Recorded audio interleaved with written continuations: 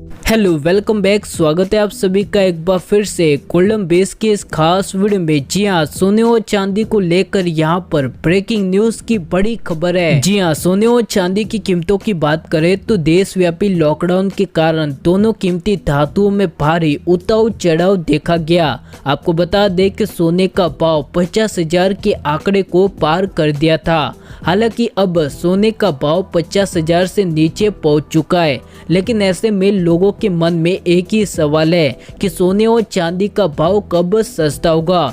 क्या सोने और चांदी की कीमतों में गिरावट आएगी या नहीं, या फिर सोने का भाव 50,000 के आंकड़े को पार कर देगा। जी हाँ, आज हम आपको बताने वाले कि सोने और चांदी का भाव कब सस्ता होगा, किस दिन सोने और चांदी की कीमतों में गिरावट आएगी। लेकिन इससे पहले आप सभी से प्यारा सा छोटा सा निवेदन है कि अभी तक आपने गोल्डन बेस को सब्सक्राइब नहीं किया तो नीचे दिए गए सब्सक्राइब के बटन को तुरंत ही दबा दे, क्योंकि दोस्तों यही हमारी पूरी टीम की मेहनत का फल होता है। वही सोने और चांदी की कीमतों की बात करें तो देश के कमोडिटी बाजार के कारोबारियों का कहना है कि देशव्यापी लॉकडाउन और जानलेवा बीमारी के कारण हर देश की अर्थव्यवस्था को भारी चोट लगी है, जिसकी वजह से देश और दुनिया के कई बड़े निवेशकों ने शेयर बाजार पर निवेश करना कम कर दिया है और सिर्फ इन्वेस्टमेंट के तौर पर सोने और चांदी में निवेश को बढ़ा दिया है। हालांकि आपको यह भी बता दे कि सोने और चांदी की कीमतों में गिरावट भी देखी गई है। कारोबारियों का कहना है कि दोनों कीमती धातुओं में भारी गिरावट देखने के लिए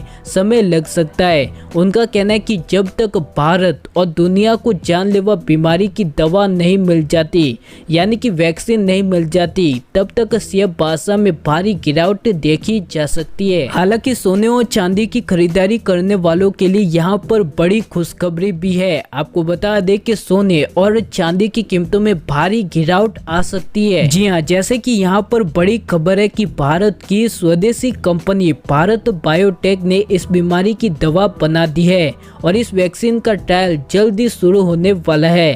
तो ऐसे में अगर ये वैक्सीन पूरी तरह से सफल होती है तो ये भारतीय शेयर बाजार के लिए बड़ी अच्छी खबर होगी, क्योंकि शेयर बाजार में भारी तेजी आने से सोने और चांदी पर इसका बहुत ही बड़ा असर पड़ेगा। जी हाँ, भारत ने इस जानलेवा बीमारी की वैक्सीन विकसित करने की दिशा में पहला बहुत ही बड़ा कड़ा कदम उठा दिया है। भारत की कंपनी भारत बायोटेक ने वैक्सीन विकसित कर दी है। वहीं आपको बता दें कि पूरी दुनिया में किसी भी देश ने अब तक जानलेवा बीमारी की वैक्सीन नहीं बनाई है।